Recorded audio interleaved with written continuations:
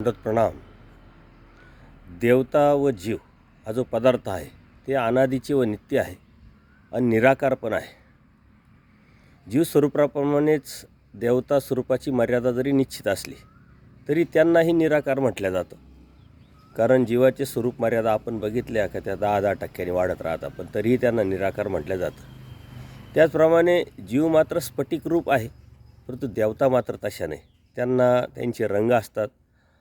हरिता, पिता, श्वेता, मंजिष्ठा, कृष्णा असे वेगवेगळ्या कलर त्या देवतेचे असतात आणि त्यावरूनच ते जीवाला जे मळ आहे त्या मळावरती जे चिन्ह आहे ते चिन्ह बघतात आणि जीवाचं जे संत आणि असंत सामुग्री जोडलेली आहे त्यांना सुख आणि दुःख देण्याचं काम करतात. हा एक सिस्टमचा भाग आहे.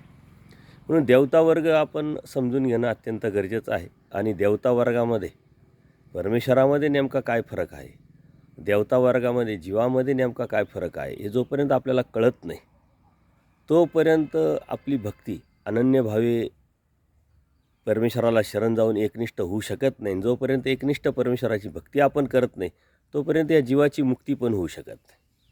म्हणून प्रथम या अन्यथा ज्ञानातून निघण्यासाठीच सर्वज्ञ श्रीचक्रप्रभूंनी हा देवता वर्ग अत्यंत विस्तृत असा स्पष्ट आणि पारदर्शकपणे आपल्याला सांगितला आहे. आणि तरीही तो सांगण्याचं जे तात्पर्य आहे त्यातून आपण निघावं, परमेश्वराला अनन्यभावे शरण जावं, परमेश्वराला ओळखावं, जाणीव करून त्या परमेश्वराची भक्ती करावी. आणि देवता वर्ग खूप मोठा जरी असला तरी आपल्याला समजेल उमजेल आणि जितका गरजेचा आहे तितका सांगितला आहे. म्हणून देवता वर्ग समजून आपण परमेश्वराची भक्ती जर करू शकलो तरच आपल्या जीवनाची जन्मवृत्तीचा फेरा चुकून मुक्ती मिळण्याची शक्यता आहे. दंडवत प्रणाम. दंडवत प्रणाम.